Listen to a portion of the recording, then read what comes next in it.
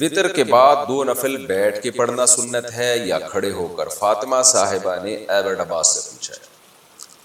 دیکھیے نبی صلی اللہ علیہ وسلم سے وطر کے بعد متعدد دفعہ 2 رکعت بیٹھ کے پڑھنا ثابت ہے،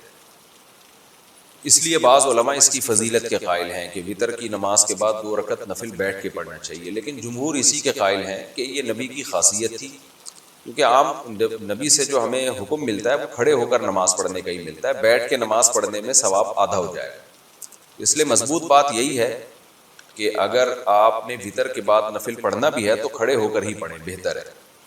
اور بیٹھ کے پڑھ لے تو آدھا ثواب ہے اس میں، وہ بھی ٹھیک ہے، کوئی حرج نہیں ہے اس میں۔ آدھی نماز بیٹھ کر آدھی کھڑے ہو کر پڑھنا۔ خواتین گھر پر جو فرض نماز پڑھتی ہیں اگر وہ 1 رکعت بیٹھ کر پڑھے اور باقی کھڑے ہو کر پڑھے تو کیا اس صورت میں نماز ادا ہو جاتی ہے؟ مزمل کراچی سے۔ فرض نماز کھڑے ہو کر پڑھنا ضروری ہے، جب تک بہت شدید مجبوری نہ ہو بیٹھ کے پڑھنا جائز نہیں ہے۔ تو اگر کسی نے 2 رکعتیں کھڑے ہو کر یا 2 بیٹھ کے پڑھی ہیں تو بیٹھ کے اگر مجبوری میں پڑھی ہیں، بالکل نہیں کھڑا ہوا جا رہا تھا، پھر تو جائز ہے، چاہے 1 رکعت پڑھیں 2 رکعت پڑھیں، اور اگر بغیر مجبوری کے بیٹھ گئی تو 1 رکعت میں بھی بیٹھ گئی تو نماز نہیں ہوگی۔ کیا جوائنٹ فیملی سے علیحدہ ہونا قطع رحمی ہے؟ اگر میاں بیوی جوائنٹ فیملی میں رہتے ہوں پھر حالات کی وجہ سے الگ ہوں تو جیسا کہ حدیث میں وارد ہے کہ قطع تعلق کرنے والا جنت میں نہیں جائے گا، تو اس بارے میں کیا حکم ہے؟ نہیں، جوائنٹ فیملی سے میاں بیوی کا الگ ہونا یہ کوئی قطع رحمی میں نہیں آتا، وہ تو انسانی فطرت ہے۔ دیکھیں اگر الگ نہ ہوتے تو آدم علیہ السلام اور حضرت حوا جہاں پیدا ہوئے تھے ہم بھی وہیں رہتے آج، تو ظاہر ہے بچے بڑے ہوتے گئے، آدم علیہ السلام کے شادیاں کر کے الگ ہوتے گئے تو پوری دنیا آباد ہو گئی، اتنے بڑے بڑے ملک آباد ہو گئے، ورنہ تو سارے وہیں گھس گھس کے رہ رہے ہوتے ابھی تک آدم علیہ السلام کے گھر میں ہی۔ سوچو کہ 6 ارب انسان ایک ہی بنگلے میں رہتے، کتنی بڑی ٹینشن ہوتی۔ جو الگ ہوتا اس کو ہم تانا دیتے کہ تم جوائنٹ فیملی سے الگ ہو رہے ہو تو رشتہ داری توڑ رہے ہو، تو یہ انسانی نیچر ہے، جب شادی ہوتی ہے بچے ہوتے ہیں الگ ہو جاتا ہے، آبادی بڑھتی ہے، تو یہ الگ ہونا کوئی بری بات نہیں ہے، لیکن یہ آپس میں محبت سے ہو جانا چاہیے، لڑ مڑ کے نہیں ہو تو اچھا ہے۔ کیا سنت نماز چھوڑنے سے گناہ ہوگا؟ فرض نمازوں میں جو سنت مؤکدہ ہیں کیا انہیں چھوڑنے سے آدمی گناہگار ہوتا ہے یا نہیں؟ حسان احمد حیدر آباد انڈیا سے۔ جناب حسان صاحب، سنت مؤکدہ جو ہے نا، جو فجر سے پہلے کی 2 سنتیں ہیں، ظہر سے پہلے کی 4، ظہر کے بعد کی 2، پھر مغرب کے بعد کی 2 اور پھر عشاء کے بعد کی 2، یہ سنت مؤکدہ ہیں۔ حدیث میں اس کی بہت ترغیب ہے کہ آپ صلی اللہ علیہ وسلم نے فرمایا جو ان 12 رکعتوں پر پابندی کرے گا تو اللہ تعالیٰ جنت میں اس کے لیے گھر بنائیں گے، اور آپ صلی اللہ علیہ وسلم نے ہمیشہ یہ نمازیں پڑھی ہیں، تو وہ سنت جس پر آپ نے بہت تاکید سے عمل کیا ہو اس کو سنت مؤکدہ کہا جاتا ہے، اور اس سنت مؤکدہ کا حکم یہ ہے کہ وہ فرض واجب تو نہیں ہے،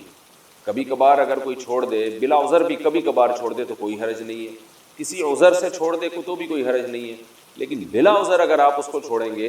اور عام طور پر چھوڑنے کا معمول اگر بنا لیں گے، بہت سے علماء اس کے قائل ہیں کہ آپ پھر گناہگار ہوں گے، اور اس پر تو سب کا اجماع ہے کہ ایسا شخص قابل ملامت ہے اور قیامت کے دن آپ صلی اللہ علیہ وسلم کی شفاعت سے محروم ہو سکتا ہے، اس کا امکان موجود ہے، تو یہ ایسا شخص قابل ملامت ہے، اس کو ملامت کی جائے گی، اس کو برا بھلا کہا جائے گا کہ بھئی کیا کر رہے ہو تم۔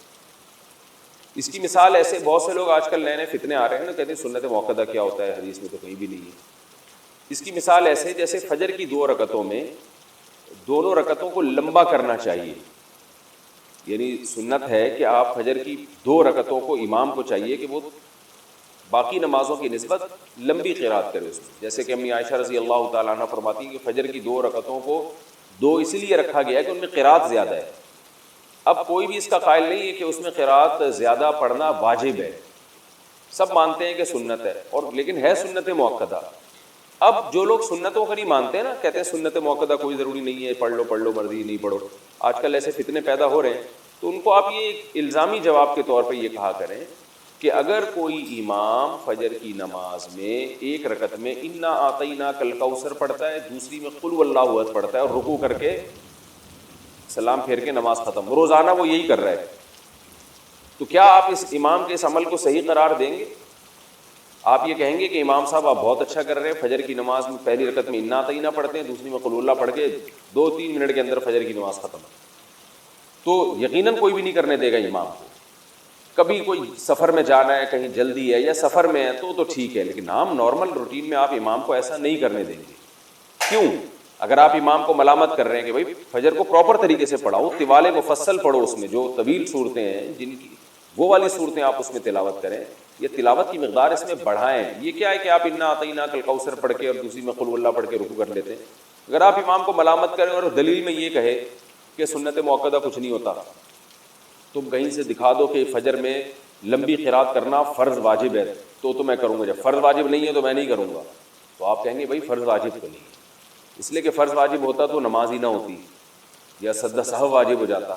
تو نماز تو ہو رہی ہے آپ کی, لیکن جو پراپر طریقہ ہے نبی صلی اللہ علیہ وسلم کا نماز پڑھنے کا فجر کی, وہ یہ نہیں ہے. جو پراپر طریقہ آپ نے بتایا ہے اور صحابہ تابعین اس پر عمل کرتے آئے ہیں, وہ یہ ہے کہ فجر میں لمبی قرات ہوگی.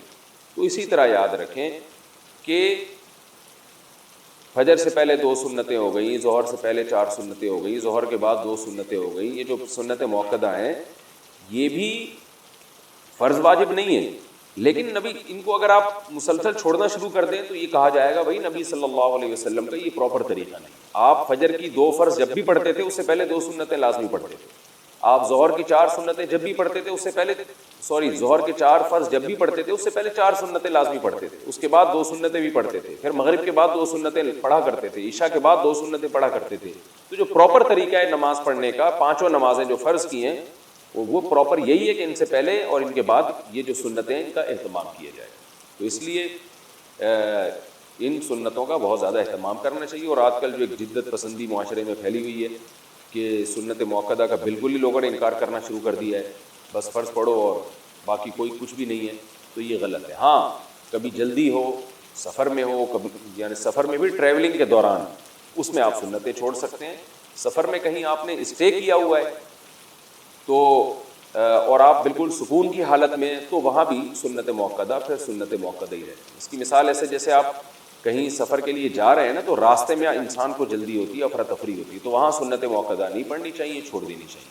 لیکن کہیں آپ پہنچ گئے, آپ نے کا اسٹے ہے وہاں, آرام سے آپ نے 1 ہفتہ گزارنا ہے, تو آپ سکون کی حالت میں, تو پھر سنت موقدہ وہاں پر سنت موقدہ ہی بن جاتی ہے. کیونکہ سنت موقدہ کا تعلق اس سے ہے کہ حرج ہو رہا ہے کہ نہیں ہو رہا پڑھنے میں. تو جہاں حقیقت میں حرج ہوگا وہاں سنت موقدہ چھوڑی جا سکتی ہے, جہاں نہیں ہے تو وہاں نہیں چھوڑی جا سکتی. تو کبھی کبھار کوئی چھوڑ دے تو کوئی حرج نہیں ہے, کسی عذر سے چھوڑ دے تو بھی کوئی حرج نہیں ہے, لیکن چھوڑنے کا معمول بنا لینا یہ آدمی بعض علماء کے نزدیک گناہگار ہے, ورنہ قابل ملامت تو سب کے نزدیک ہے. کیا صرف فرض نماز پڑھنا ٹھیک ہے؟ اگر کوئی شخص سنت موقدہ اور غیر موقدہ اور نوافل چھوڑ کر صرف فرض اور واجب ہی ادا کرتا ہے تو کیا اسے گناہ ہوگا اور آخرت میں حساب ہوگا یا نہیں؟ نیز کیا اس کی قضا کرنی ہوگی؟ دیکھیں, نوافل چھوڑ دیتا ہے یا سنت غیر موقدہ چھوڑ دیتا ہے تو کوئی گناہ نہیں ہے, لیکن اگر صرف سنت یعنی فرائض پہ اکتفا کرتا ہے اور سنت موقدہ کبھی بھی نہیں پڑھتا تو پھر یہ گناہ گار ہے. کیونکہ سنت موقدہ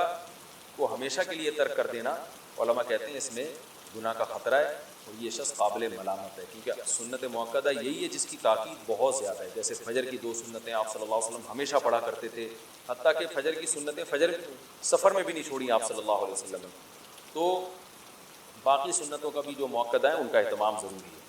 کبھی کبھار چھوٹ جائیں تو کوئی حرج نہیں ہے اس میں, جیسے سفر میں چھوڑ دیں یا کوئی ایمرجنسی ہے یا بہت زیادہ تھکاوٹ ہے, کبھی کبھار چھوڑنے میں کوئی حرج نہیں.